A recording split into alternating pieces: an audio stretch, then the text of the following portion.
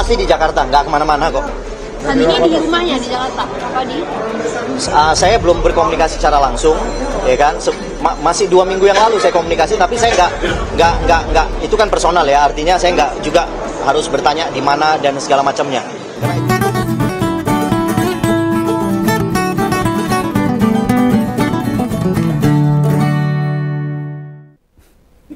Sepertinya sulit membantah itu kalau pemerintah Prabowo sekarang ini masih dikangkangi sama presiden sebelumnya.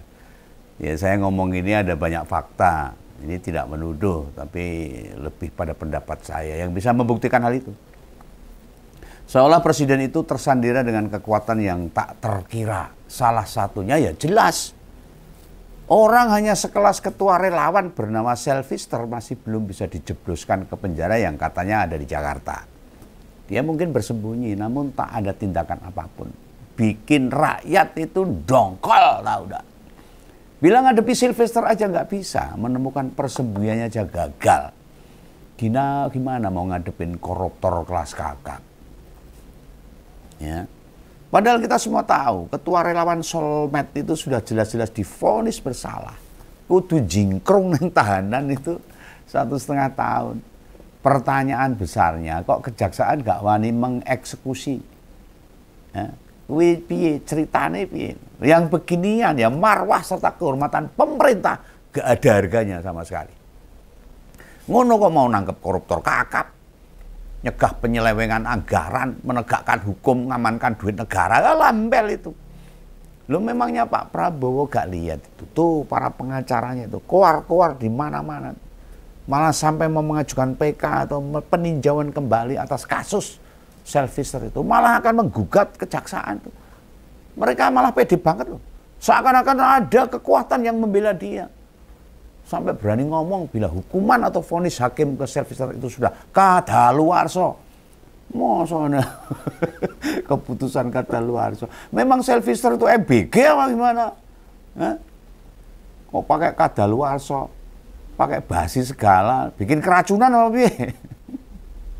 Bagi Om Begawan, membiarkan ketua relawan gak menjalani hukuman sudah meracuni logika keadilan rakyat.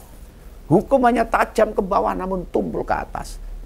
Dan Sylvester itu bukan orang atas loh itu.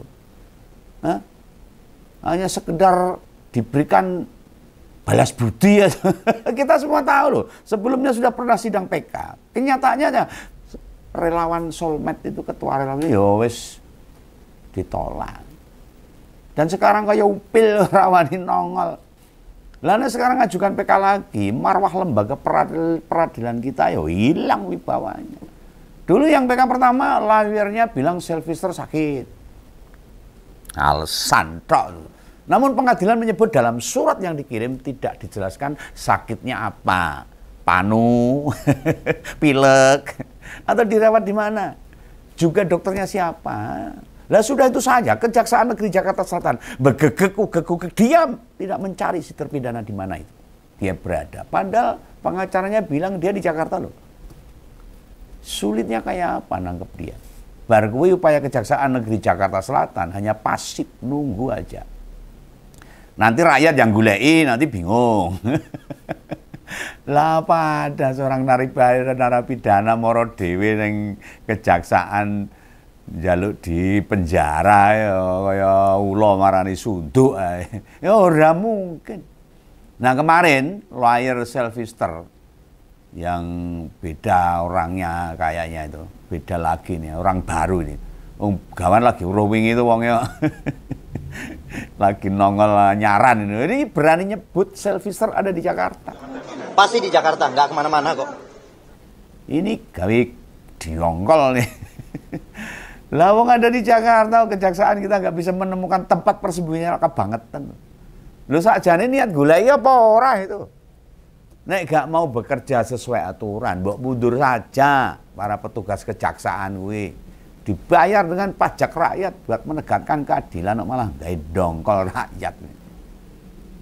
Lah nek gak menjalani perintah putusan pengadilan, sebabnya apa?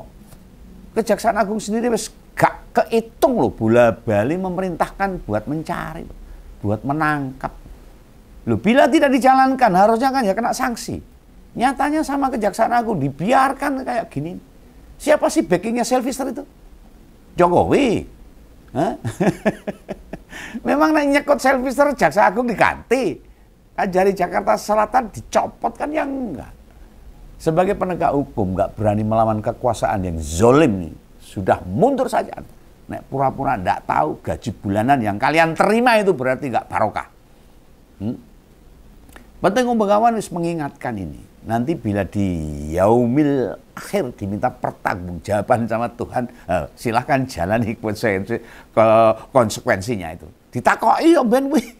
Atau nek wedi sama penguasa misalnya, mundur aja.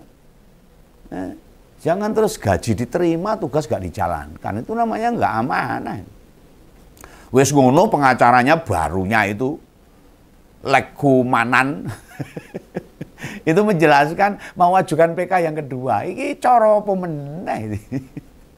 Sing gawe gondo tuh dia iso-iso cerita. PK sebelumnya ditarik. Lho piye?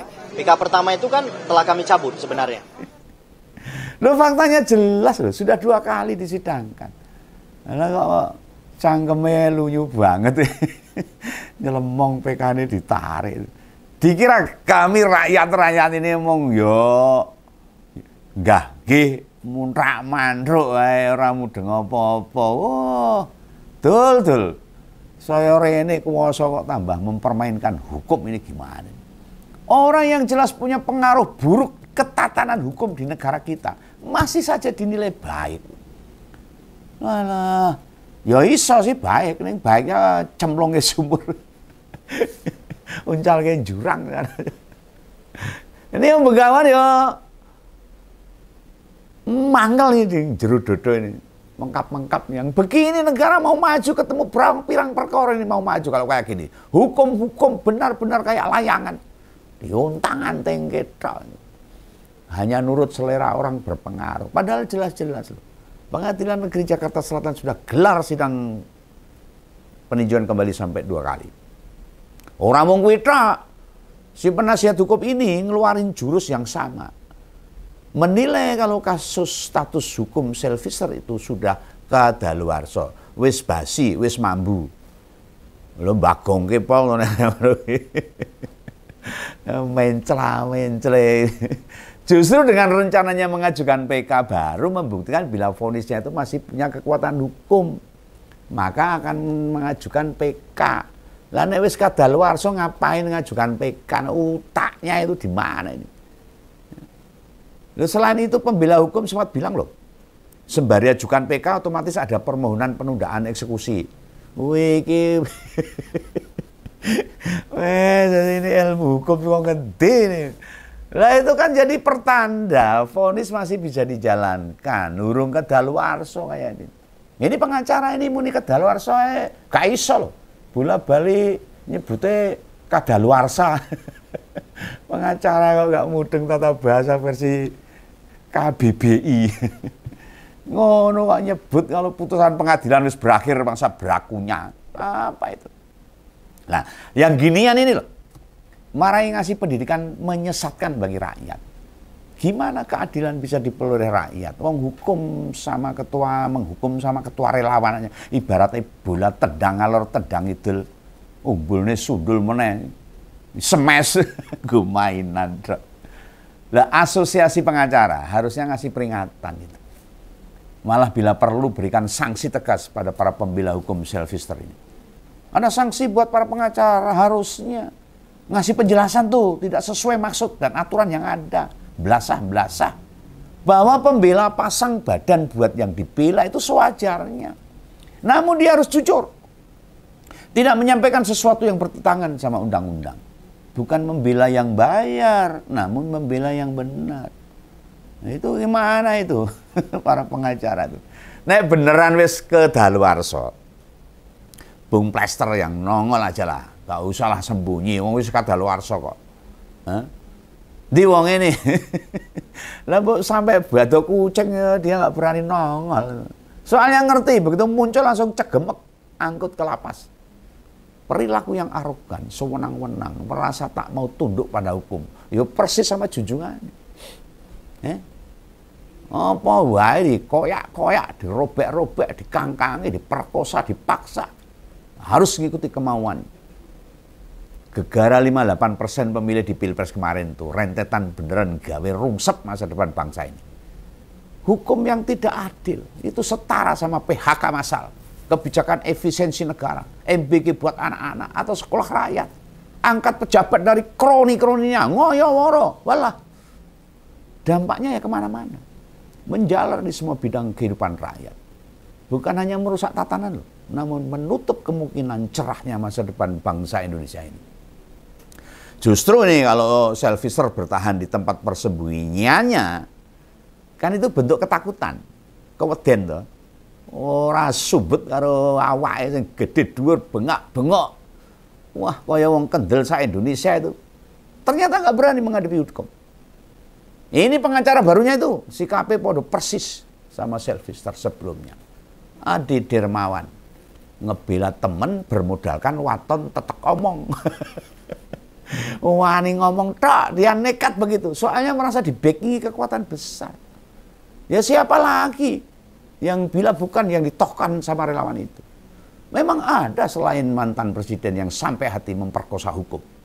Tidak ada. Apa ada individu atau lembaga hukum sengaja budek micek dengan putusan eksekusi ini? Ya baru kali ini loh, kedaden. Vonis hakim tidak dijalankan dan eksekutor masih tak merasa punya salah. Lu sampai-sampai si Lekumanan ini menegaskan sudah tak perlu eksekusi hukum. Alias gak boleh memasukkan Selvister ke penjara. Lo ini nanya negara mbahmu apa? Lo yang berhak menghukum, memaknai hukum itu pengacara si Selvister sak geleme dewe. Udahlah, suruh nongol dulu aja tuh dia. Gak usah sembunyi-sembunyi. Nek wani loh, nek kendel loh. Kalau percaya dan yakin gak salah atau hukum sudah kedaluarsa alias mambu, kejaksaan gak bakal nangkep kok. Kenyataannya piye? Ora wani ya. Mencontohkan diri ora wani. Menampakkan diri gak berani, apalagi keliling stasiun TV. Jadi narasumber di berbagai acara disusi ngomongan sing ngawur tak. Wes terbukti. Setidaknya ada 2 pentolan relawan kesandung hukum. Kudune ya telu. Namun kasus perlindungan situs judul itu gak disidik serius sama aparat kepolisian. Dan jaksa yang menyidangkan kasus ini, kejaksaan juga selama proses sidang kasus staf Kominfo sebagai backing situs judul dengan sendirinya gimana fakta sidang. Salah satu aliran dananya kemana? Ya Pak Butiari. Tetap bisa selamat. Ini yang persis kayak Selvister ini. Podo ini. Masyarakat harus paham, inilah sisa-sisa pendukungnya yang semua bermasalah. Belum yang mak-mak mau demo pakai cawet dan celana terus nggak jadi itu. Padahal itu namanya organisasi Persatuan Perempuan Peduli Pancasila loh. P4 loh, mau demo pakai cawet sama celana tok ini kurang ajar itu. Pakai nama Pancasila. Loh, kekuasaan itu memang ragus, benar. Memangsa apa saja yang pengen dia makan. Ya. Iya, didiamkan saja. Kalau yang koncone. Itu bekas Menteri Kominfo lama. Gak diproses sama sekali. Padahal sekarang dia wis dudu sopo-sopo. Tidak punya jabatan apapun. Ini membuktikan orang-orang yang ngedukung mantan presiden ke-7. Ya bukan orang bersih. Doyane ya mau jabatan terus mangan duit. Ini tak jamin loh. Mantan Menkop gak berani muncul turut bersuara daripada diperkarakan. Ini saya nggak nuduh ini karena hubungannya dengan judol. Oh, cobalah aparat ungkap itu judol. Kalau berani, idealnya Kejaksaan Negeri Jakarta Selatan. Cepatlah eksekusi saja Selvister. Urusan PK itu mudah. Penting cemplung saya. Biar rakyat itu benar-benar mengakui bahwa aparat hukum di Indonesia masih punya marwah yang baik. Dan masih punya keadilan bagi rakyatnya. Dan ketidaktegasan penegakan hukum, ya jadi cerminan. Contoh buruk ketidakadilan maupun ketidakpastian hukum bagi masyarakat. Kita semua tahu. Jokowi pasti pura-pura nggak ngerti sama yang beginian ini. Nggak hanya etok-etok ra krungu, namun nggak akan komentari kayak begini. Nanti akan bisa jadi bumerang. Di sini jadi makin kelihatan kan. Sebenarnya yang pegang kekuasaan tertinggi sekarang itu Pak Prabowo atau Pak Jokowi. Lah semua orang juga sudah paham tentang kesalahan selfister itu. Ngelihat performanya Pak Prabowo yang seolah-olah disibukkan dengan bagi-bagi jabatan. Lalu soal program yang dicanangkan kayak MBK, Kopdes Merah Putih, Sekolah Rakyat dan lainnya. 3 juta perumahan. Lah ini yang penegakan hukum ini kelewat ini. Lah kok ditoke dibiarkan tanpa ada perhatian kepala negara. Harusnya Pak Prabowo sudah perintahkan itu tangkap selfister. Ngompolnya pasti paham. Kadang di soal apa itu pegawai dukung Pak Prabowo. Dan di soal lain kasih kritik. Ya, ada tempatnya. Ya gimana? Karena memang banyak bolongnya. Memang kalau dilawan saja, dijebloskan oleh Silvister ketahanan. Apa masalahnya? Pak Esti Burhanuddin sebagai Jaksa Agung, nek delok blegere kan yo gede dhuwur, kumisnya kantel gitu. Secara fisik dan tampilan yo marai wong orang duwe salah genah ngewel gitu. Prestasi di berbagai penegakan hukum yo tak akui bagus. Ning yo ora kabeh. Buktine memburu seorang level ketua relawan nggak bisa apa-apa kok.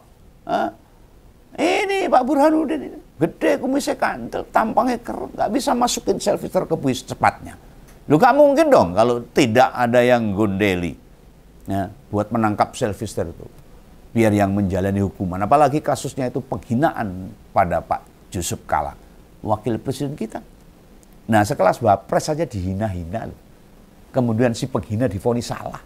Ning mlebu sel, sing payah sapa coba? Hakimnya sendiri di tingkat kasasi, wis nambah hukuman.